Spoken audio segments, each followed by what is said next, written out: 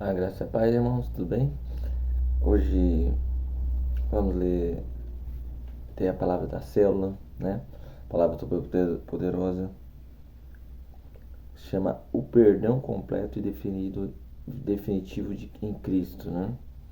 Lá em Hebreus capítulo 9, verso 11, fala assim: portanto, se sangue de bodes e de touros e cinza de uma novilha aspergidos sobre os contaminados os santificam, quanto a purificação da carne, muito mais o sangue de Cristo, que pelo Espírito eterno a si mesmo se ofereceu sem mácula de Deus, purifica a nossa consciência de obras mortas para servirmos ao Deus vivo. Amém? Irmãos, todos os cristãos, sejam católicos ou evangélicos, desejam uma vida, né, perdoada e limpa diante de Deus. Na igreja católica, né, todo domingo, né, as pessoas vão tomam a Eucaristia, né, para poder ter sua consciência limpa, né, ter o perdão dos pecados, né. Antes eles precisam confessar os seus pecados para o padre, né. O padre pode ou não passar uma penitência, mas sempre haverá uma tarefa. Geralmente uma oração, eles sabem disso.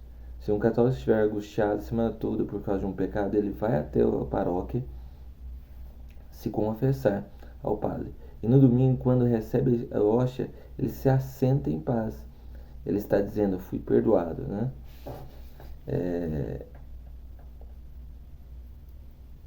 Aí você pensa assim: puxa vida, nós evangélicos não temos esse negócio de confessar, né? Pecado ao pastor. Porque temos acesso direto a Deus. Não preciso me confessar ao pastor. Não é o pastor que vai me perdoar, eu vou direto a Deus. Então a única diferença entre o católico e o evangélico é nessa questão. Não está no acesso, mas na compreensão. Católicos entendem que precisam de confissão diante do padre da Eucaristia. Evangélicos entendem que podem confessar diretamente a Deus. Não estou dizendo que isso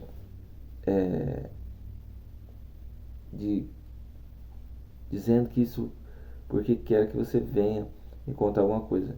Eu não quero saber de nada. É porque eu não. E por que eu não quero saber de nada? Porque já está pago, irmãos. Sabe?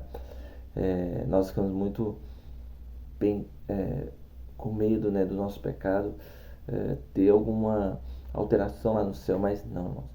Jesus já pagou todos os nossos pecados presentes, passados e futuros. O problema dessa teologia tem o potencial de transformar sua vida em um inferno. Você começa a sentir a necessidade de confessar toda semana, né? Às vezes até todo dia. Aquela crente mais fiel faz isso até mais de uma vez por dia.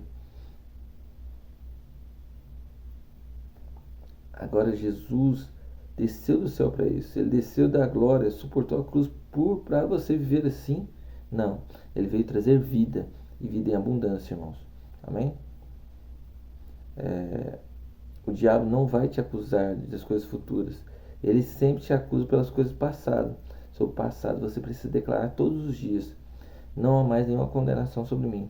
Meu passado foi cancelado, apagado. Eu não tenho mais passado diante de Deus, né? Muitos irmãos vivem atormentados pela culpa, com medo de que um dia seus pecados vão ser passados em um telão azul lá no céu, né? Quem nunca foi alertado sobre isso por algum outro irmão zeloso, quero te dar uma boa notícia. Não vai ter telão, sabe por quê? Porque todas as fitas do seu passado, dos seus pecados foram apagados, né? Muitos acreditam no perdão progressivo, né? Confessou, perdoa, não confessou, condenado. Porque acredita que o perdão acontece paulatinamente, né? Ou seja, aos poucos. Tanto católico quanto evangélicos em geral acreditam no perdão parcelado, contra gotas. Não acredito no perdão completo, total e definitivo. Deixa eu falar para você. Lá na cruz foi perdoado, você foi perdoado, né? Hoje em dia, o que te ensina é o perdão, a prestação. As pessoas pensam que para ser perdoado precisa confessar cada pecado desde o dia em que se converteu. Isso é impossível, né? Se lembrar de todos os pecados. Amém?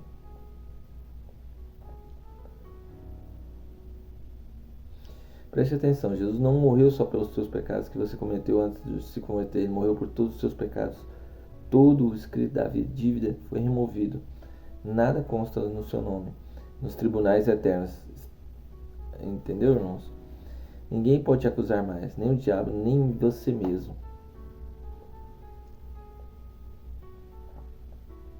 Lá em Atos 2, quando Pedro termina de pregar, ele diz: vocês mataram o autor da vida. Olha que coisa séria. Vocês mataram quem criou a vida. A Bíblia diz que o coração deles se compungiu e perguntaram: irmãos, o que devemos fazer? Pedro respondeu: arrependei-vos. A cada um de vós seja batizado em nome de Jesus. Recebereis o dom do Espírito Santo. Por que Pedro falou em arrependimento? Porque ele precisava mudar de ideia a respeito de Jesus. Ele não era apenas filho de Maria. Ele era o Filho de Deus. Não era apenas um nazareno. Ele era o Filho de Deus. Então mudem de opinião. Mudem a mente. Arrependam-se. Seja batizado em seu nome. Amém? A moeda para o perdão. Nas relações humanas usamos a moeda do remorso, choro, desculpas, promessas. Mas diante de Deus isso não adianta. Né? A moeda do perdão é o sangue do Cordeiro. É só Ele que pode restaurar o seu relacionamento com Deus. Amém? Em Efésios 1:7 fala assim: nele temos a redenção pelo seu sangue, a remissão dos pecados, segundo a riqueza de sua graça. Né? Mas eu quero confessar. Muitos falam, né? Pode confessar, não? Nós não temos nada contra isso. Ficar triste pelo pecado também é bom, faz bem para você. Mas nunca pense que isso que faz Deus te perdoar. O perdão é com uma aplicação do sangue. Amém? Lá no Antigo Testamento, né, para ter o perdão completo, né, não precisava, ninguém ficava analisando o pecador. Eles analisavam o sacrifício, né, o cordeiro. Eles traziam um cordeiro até as pessoas, o sacerdote. E lá no sacerdote analisava o cordeiro. O cordeiro era imolado, né, era morto. E o sangue era aspergido.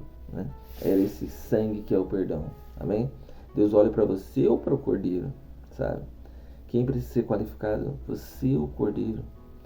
Ele foi imolado, levou o nosso pecado. E quando você crê nele, o seu pecado é transferido para ele. E a justiça dele é transferida para você. Essa é a grande troca do Calvário. Isso é muito importante. O arrependimento verdadeiro.